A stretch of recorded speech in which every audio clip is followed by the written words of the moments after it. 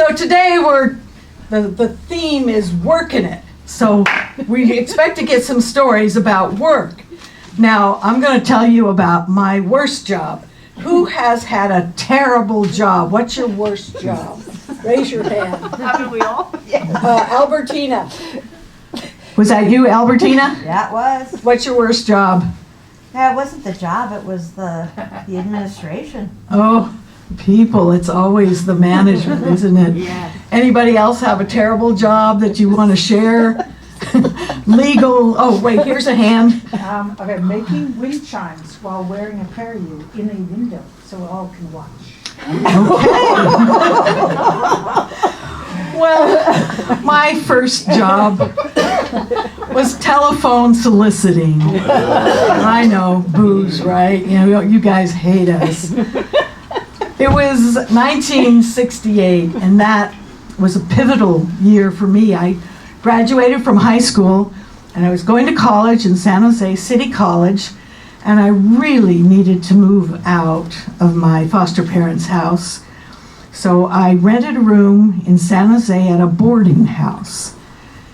And it wasn't very much money, it was $45 a month. But I still needed money, and I needed a job. Well, there was one woman in the boarding house, an older woman. She must have been nearly 30.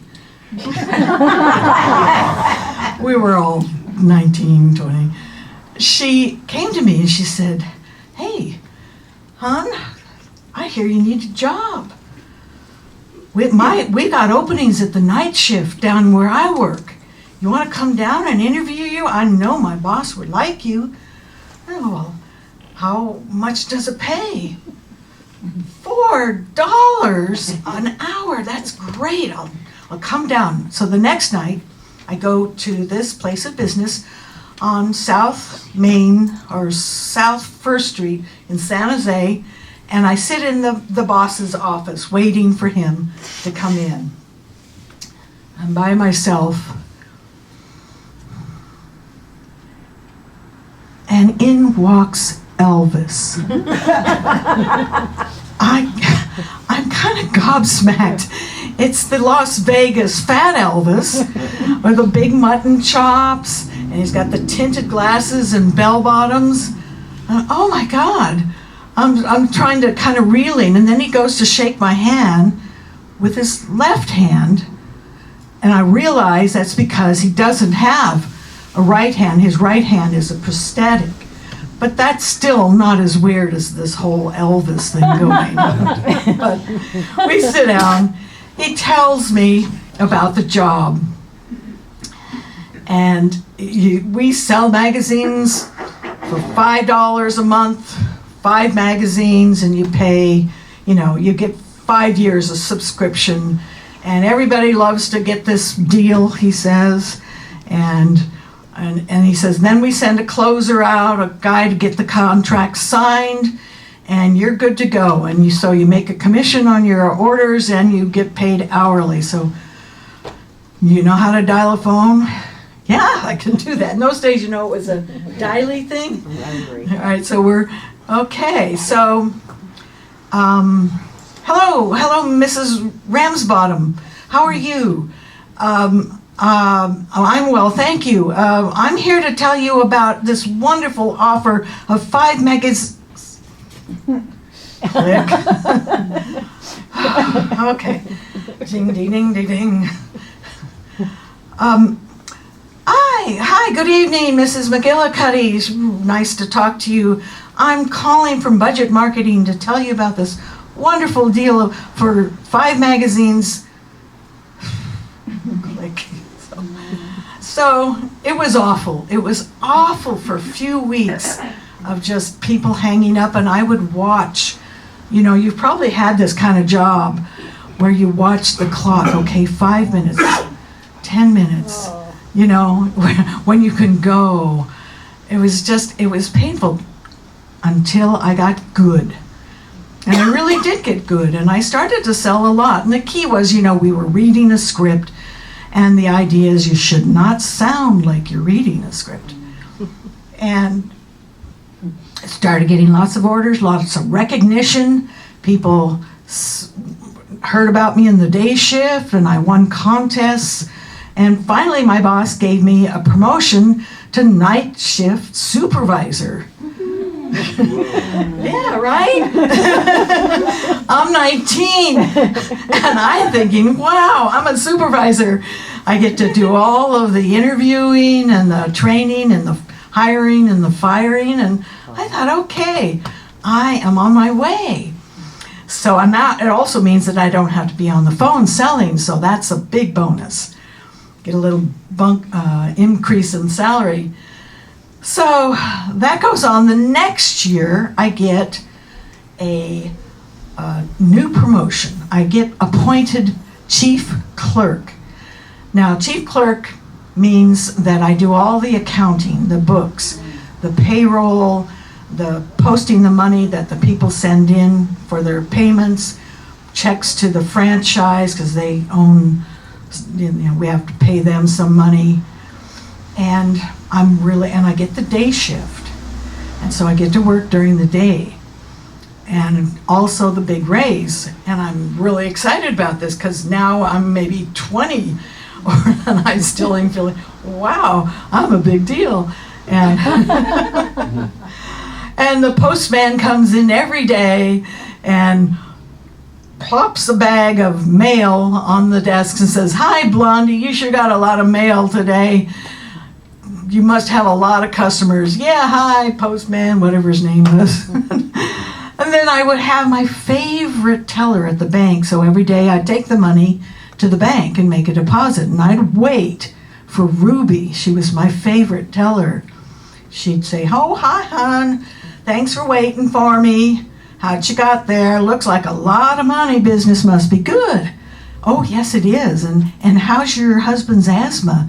And, you have this little report. You guys probably had your favorite teller at some point before this was before they invented ATMs. And so Ruby, she was great, and I'm still feeling like, oh, I'm somebody here. But then things started to go a little strange.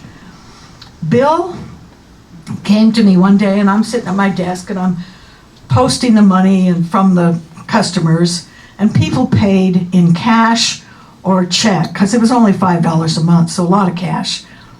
And he grabbed all the cash and put it in his pocket, and he says, "Well, from now on, all the cash I'm going to take and deposit separately. So you deposit the checks, and I'll deposit the cash." Right, yeah. So I guess this is okay. All right, and then, the next strange thing, he said, "I'm not going to pay Ed for all of his contracts. We're only going to pay him for 4, not 5, and we'll just tell him that one of them canceled." I said, "Bill, Ed's your father-in-law."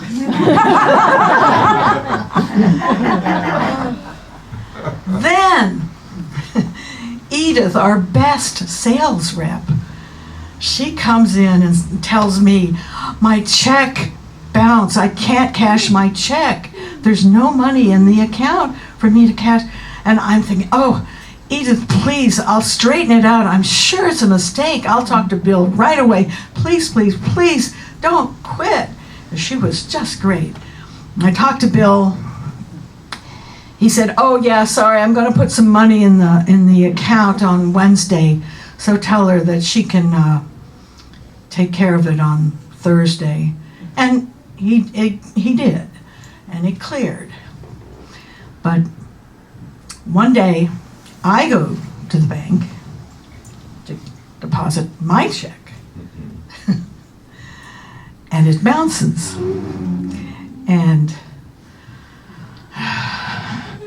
Ruby says, "No, I'm sorry, hon, there's no money in that account today."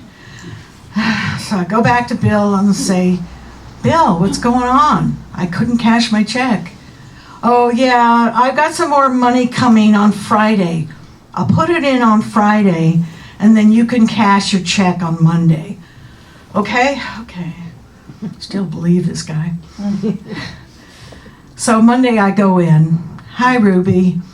She says, "What you got there? Another paycheck, huh? Well, I'm sorry to tell you there's no money in that account." And I said, "Okay, I'll come back in a couple days." And I started to leave.